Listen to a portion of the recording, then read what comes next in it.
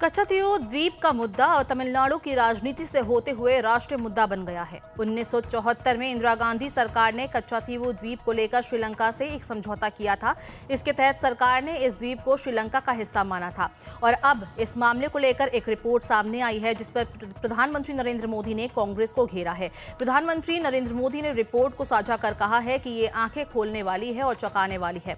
इससे पता चल गया है कि कैसे कांग्रेस ने कच्छातीव को श्रीलंका को दे दिया। इससे हर भारतीय नाराज है और लोगों के मन में कांग्रेस के खिलाफ गुस्सा है। प्रधानमंत्री नरेंद्र मोदी ने कहा कि अब सभी को पता चल गया है कि हम कभी भी कांग्रेस पर भरोसा नहीं कर सकते। दरअसल भाजपा इस मुद्दे के सहारे दक्षिण की राजनीति में अपने पैर जमाने की कोशिश में लगी है। प्रधानमंत्री ने कच्छातीव द्वीप को लेकर डीएमके तक को आड़े हाथों लिया। पीएम मोदी ने कहा कि इस द्वीप को श्रीलंका को देने में डीएमके का भी हाथ है।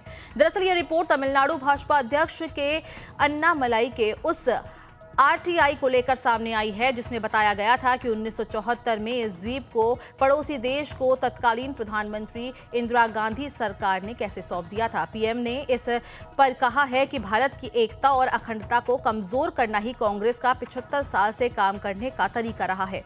कच्छातीव द्वीप हिंद महासागर के दक्षिणी छोर पर बसा है। ये रामेश्वरम और श्रीलंका के बीच स्थित है और 285 एकड़ में फैला हुआ है। यहाँ आए दिन ज्वालामुखी विस्फोट भी होता है। इस कारण यहाँ कोई नहीं रहता। आजादी से पहले कच्छातीव द्वीप भारत के अधीन था और श्रीलंका इस पर अपना दावा ठोकता रहता था। कच्छातीव द्वीप को लेकर भारत और श्रीलंका में हमेशा विवाद खड़ा रहता था और 1974 में विवाद को कम करने के लिए भारत और श्रीलंका के बीच कोलंबो और दिल्ली में 2 बैठकें भी हुई थी। इन बैठकों में भारत ने द्वीप को अपना बताया और सबूत भी दिए और कहा कि ये वहां के राजा नामनद के अधिकार में था। हालांकि तत्कालीन भारतीय विदेश सचिव ने कहा था कि श्रीलंका का दावा भी मजबूत है। इसके बाद इंदिरा ने इसे श्रीलंका को गिफ्ट के तौर पर दे दिया था। द्वीप को श्रीलंका को सौंपने से पहले दोनों देशों में समझौता भी हुआ था। इसके तहत भारत के मछुआरे यहां अपना जाल सुखा सकते हैं और भारतीयों को यहां जाने के लिए किसी वीजा का भी जरूरत नहीं होती है।